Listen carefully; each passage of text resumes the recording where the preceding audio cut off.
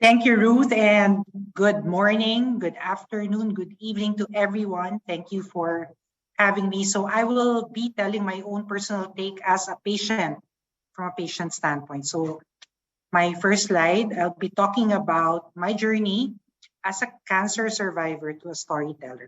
Next slide. This was my life. As you can see, this is not to brag about it, but I made work my life to the point that I forgot about my health.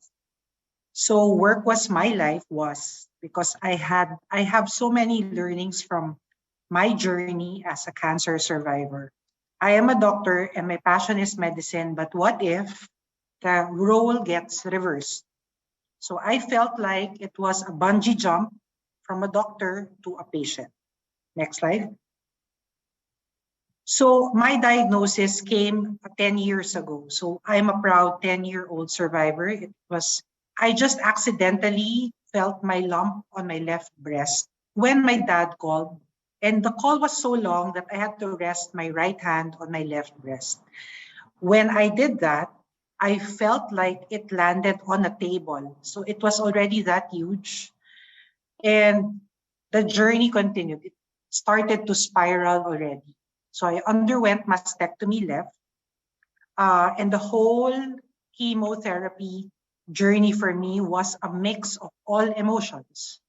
I had body changes. I went bald. I was angry. I was sad, and I left my doctor coat off, and I put my patient hat on. And on my chemotherapy journey, there were a lot of realizations from my end that patients would need. I would see patients, but I did not practice checking on myself. I didn't practice self-care. And during this phase, I was so much need of support that I got from my family and friends. I was looking for support groups. And I realized that mental health is as equally strong as physical health. So every after my chemotherapy session, I would just lie in bed and thoughts would just start appearing on my mind, sad thoughts, etc. So after I kind of swore to myself that after this journey, I will go out and tell my story, hoping that a lot of patients can benefit from it. So that was when I started to tell my story publicly. So on this slide, this was me on my alma mater in UST because I part of my recovery or majority of my recovery really came from inspirations from patient narratives. Next slide. This was a strong picture of a feature I did for Rappler. Um, I kind of allowed myself to just show my scar because I'm proud of it. It was a scar of me conquering a battle. You know, I will forever hate cancer, but I will forever treasure the lessons that I learned from it. One of which was resiliency. And there is strength in the scars that we bear. Next slide. And then, fortunately, I got into Live Strong Foundation as its first Philippine leader because I just took a shot in applying for it because I really believe that part and majority of a patient's journey is also there's a financial struggle. So that was why I joined Live Strong. It's really to help and to learn from other patients. Next slide. And the mental health advocacy totally took on my life. So I went on unsaid feelings because I felt that the more that you keep your feelings, the more regrets come in. So it's not like cancer really taught me to live a life. So that's why mental health became also my lifelong advocacy. Next slide.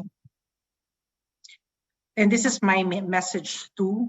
I realized that when after cancer, you only chase the things that are meaningful to you. You give value. I give value to the sunrise I see every morning. Those are things that I did not appreciate before cancer. I'm not saying that you have to have a serious diagnosis. All I'm saying is I got to learn to appreciate how life should be lived. Next slide. Then I also advocate for those who share similar struggles. On this picture, I'm a Pride ally. So it kind of opened a lot of gates for me to be able to advocate for things that are very close to my heart. Next slide. Of course, the work that I am into also appreciates my advocacy at the same time. So it's not just work, it's also advocacy at the same time. Next slide. And the podcast that I have and the opportunity that CNN Philippines has given to me talking about life, love, and anything. It really opened up a new platform for me to tell not only my cancer story, but the struggles that I experienced. And it's a strong message that you have support out there. Next slide. Remember that we all have to recognize our agency in shaping or reacting in the situation that we are in. And we all can't remain a victim of circumstance. We have to go beyond that. Next slide. Advocacy work is very important to me. It's everything that is meaningful. It's mobilizing collective response to be able to share and to be able to get that message out there that you are not alone and that hope is always something that we should anchor ourselves in. Next slide. But the question is, how do we do advocacy work with all the noise that surrounds us? Next slide. So we need messages, we need stories that disrupt, stories that are continuously told, and we just don't stop at a certain level of answer. We need to live on our narrative and live on for the things that we fight for. Next slide. So here are the 4 skills. I draw inspiration from the dragonfly effect because just a trivia that the dragonfly is the only insect that kind of propels in every movement with the 4 wings that it has. And it focuses on focus, you grab attention, engage patient advocates and champions, and take action. So I kind of leveraged on my cancer story to be able to help and amplify patient voices. Next slide. But first, you have to know your objective. You have to know your whys, why you're telling your story, know your audience, and what message do you want to impart to them. Next slide. Know your target audience as well. We all know this, but for me, it should be inclusive. Next slide. And we also have to get behavioral insights if what we are doing is targeting the right message or the right advocacy that we are fighting for. Next slide.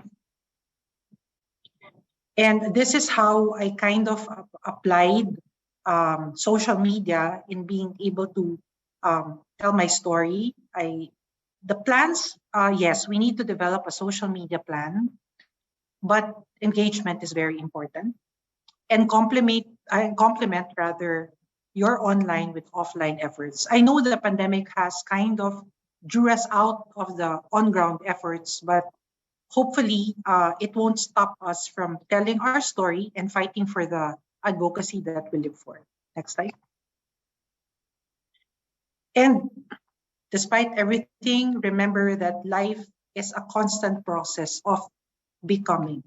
So as a breast cancer survivor, and I still struggle with my whys up until now. But at the end of the day, we have to live it to the fullest, despite all the adversity that we experience. I think that's the last. Thank you so much. And back to you, Ruth. Thank you so much, Dr. Gia. I mean, in just 10 minutes, I'm even more appreciative of that title, From Personal to Powerful. And I was jotting notes down. I mean, so much of what you said, there's so much wisdom there in that experience. So thank you so much for your story and for the experience and for what you've done with that experience in terms of really making a difference beyond your own circle. So I'm just going to dive in, if it's okay, and ask, share with you some questions that have come through from the audience. The first question is, how can we tell our story in a way that is inspiring rather than coming across as a sad story or something where we're looking for pity as opposed to action? I think we tell our story as is, but we have to tell it, we have to say what we did about it. Example, that cancer is never a good journey, but what did I do to counter that feeling of hopelessness, etc.? So personally, I found those stories more powerful when I was recovering. The struggle was there, but at the same time, what did you do to address that struggle? I think it has to be approached that way. Yeah, indeed. That makes a lot of sense. The next question that's come through is, how can a patient advocate ensure that their story is told in an impactful way, doesn't come across as sensationalized? So it's almost the opposite. Opposite to the other question. I think, Ruth, authenticity is very important. As long as you live your truth, as long as your intention is something that will help other patients draw inspiration from your own story, leverage on that, and everything will follow. Yeah, indeed. You said something at the end, of what you just shared, that you said stories that need to disrupt. Yeah. Can you share a bit more about your experience in terms of stories that disrupt, but in a positive way, of course? Well, stories that disrupt are stories that really reveal the on what's happening in reality. Example, let's face it, a majority of cancer patients do not get the chemotherapy or therapeutics that they need because of financial pressing matters. So those are real stories that we tell. And we need to disrupt that in a way. It's a call that in fact, it's still a call for me up to now, that I hope no one dies because they don't get access to treatment. So it's a strong call, but at the same time, it disrupts the part that we have to go kind of slow because it will involve a lot of policymakers, finance agencies. So that was what I meant when I said stories that disrupt. No, makes a lot of sense, and really, again, thank you so much for joining us to tell your story in such a short time, but incredibly powerful. And I know that people are going to walk away today just really inspired by your experience, but also the practicality of your experience as well. So thank you so much for joining us today, Dr. Gia. Thank you, Ruth. Thank you, everyone. So I believe these two sessions have provided us with really practical ideas and how you and your organizations can work with local media and leverage your personal experience and stories for impact. Importantly, we hope that everyone walks away with an appreciation for how to use storytelling as a powerful tool for advocacy.